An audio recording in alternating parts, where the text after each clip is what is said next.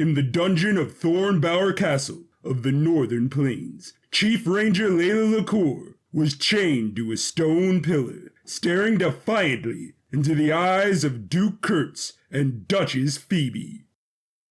You'll never get away with this. By the looks of it, we already have. King Herrick entered the dungeon from the descending staircase, wielding his giant axe. Does anyone want to tell me what was so important I was dragged away from quelling a pod rebellion? Ranger LaCour, what's the meaning of this? We found this one plotting a revolt against you, your majesty. They lie, Herrick. I found out someone in the Royal Guard was in league with the Consortium of Doom. Then I came to them with this information. They put me in chains. They called upon you to raise your axe and end this treachery. Without a trial by combat?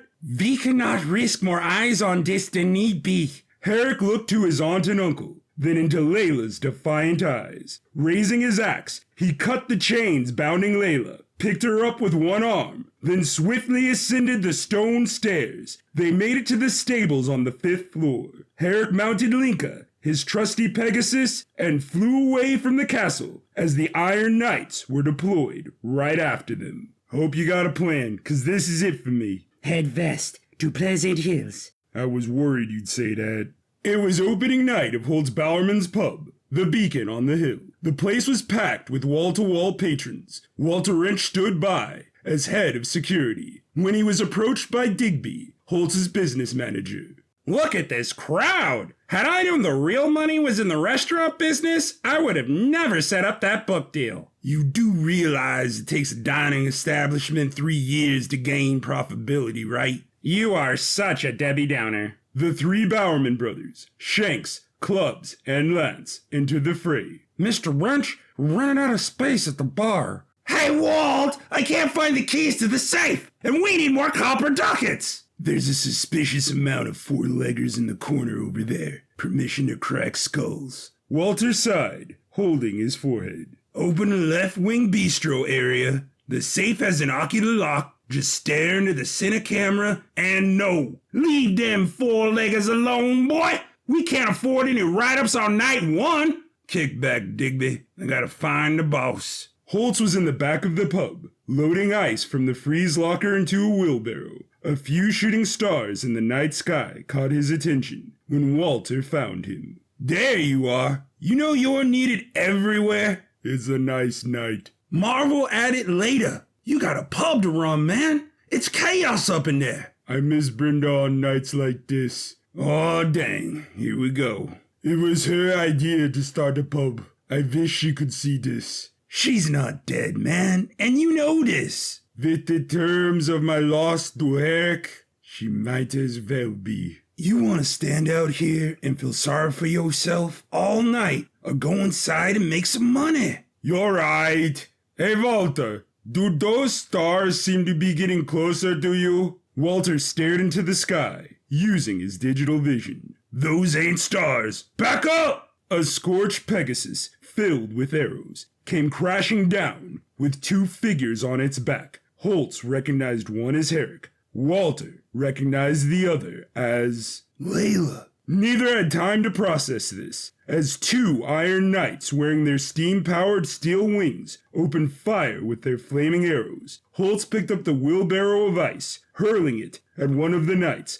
causing him to crash into the other. Their wings slammed together, creating a mid-air explosion. Layla slowly stood. Herrick kneeled over Linka's body, closing her eyes. Rest with the Sky Queen, noble steed. She was the best Pegasus. Herrick raised his axe to Holtz, who in turn bared his teeth. Calm down, Herrick. Have you forgotten why we came here in the first place? Mind filling a brother in? Walter Wrench, clueless as ever. Can you blame me? Herrick reluctantly dropped his axe. The Northern Plains have fallen. Chief LaCour has reason to believe that Kurtz and Phoebe are in league with the Consortium of Doom. I ain't surprised, especially with Zathru back in action. Zathru has returned? Why was this kept a secret? It wasn't. Nate Grindamson sent word to every land. The Northern Plains denied all communications. We need your help to free our people. Freedom I shall.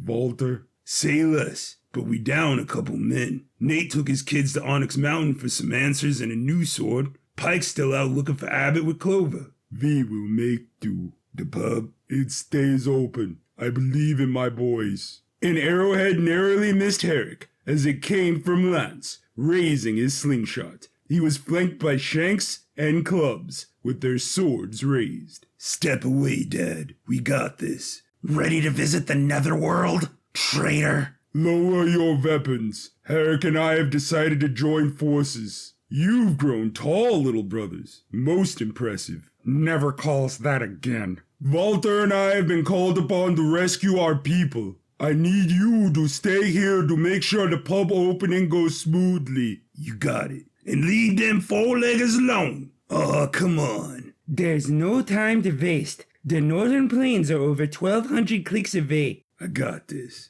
After a quick trip to the garage, Holtz, Walter, Layla, and Herrick boarded the Pelican RV, a Winnebago with two 120-foot wings, supported by twin-ion engines. They flew into the night sky towards liberation. You just listened to BarbUrbia, Battle of the Northern Plains, Act 1. This audio drama was written, recorded, performed, and edited by Drew Manning. If you enjoyed it, please stay tuned to this channel. Thank you for your time, and have a great one.